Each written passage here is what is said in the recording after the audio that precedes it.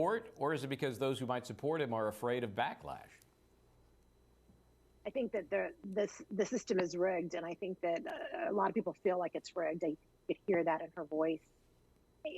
That when you have officer after officer not being charged for the death of Black men and women, that at some point, you know, you're the one. If you're upset about it and you're demonstrating. I think that those are supportive of Derek Chauvin are probably fewer in this very liberal city in terms of supportive of having him acquitted. I think that you'll find folks like you and me that want to make sure that he gets a fair trial that doesn't result in the kind of passion that results in demonstration. So I think that that's kind of where it lies. I think that you just don't have the kind of passion on that side of the process here. Yeah, and it's a very real concern that what the outcome in this case might bring to civil unrest, which gets us right back to that third-degree murder count, which is at this point not part of this case. And for those who have missed it, that's an appellate issue at the moment.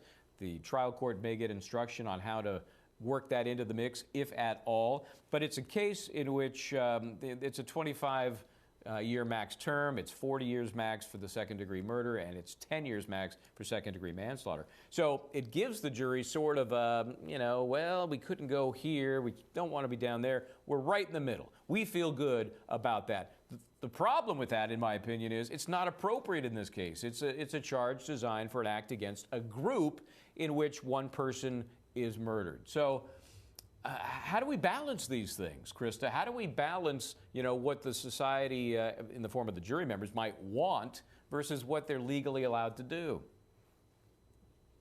I always get the idea that jurors make compromises, right? They are always brokering deals in that jury room. You find them latching on to things that you never thought were even important.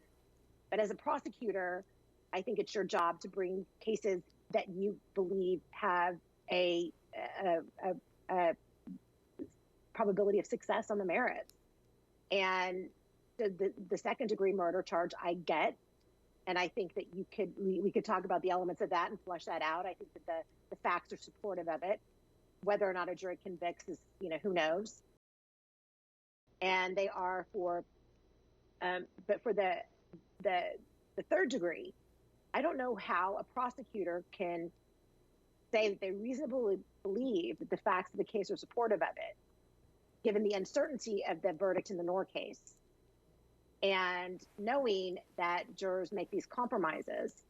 I guess is what they're doing is thinking about the civil unrest, maybe it's a policy decision from Ellison's office that we want to make sure that we get a conviction because we don't want to see what happened last summer happen again, and knowing that it could, given past his prologue.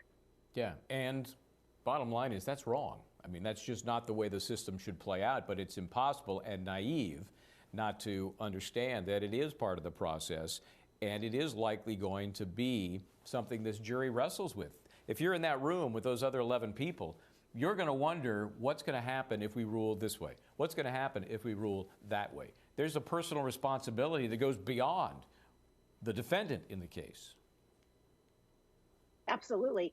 You know that these jurors, particularly if they're of an age that remembers the 90s well, given, you know, the two cases that we talked about here today, both the Rodney King case and the O.J. Simpson case, and the civil unrest that followed both of those cases.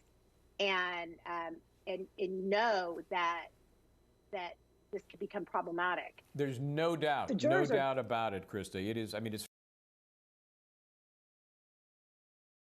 fascinating. That's why we're here following it and watching it. Stand by. We'll be right back. More on the Long Crime Network coming up.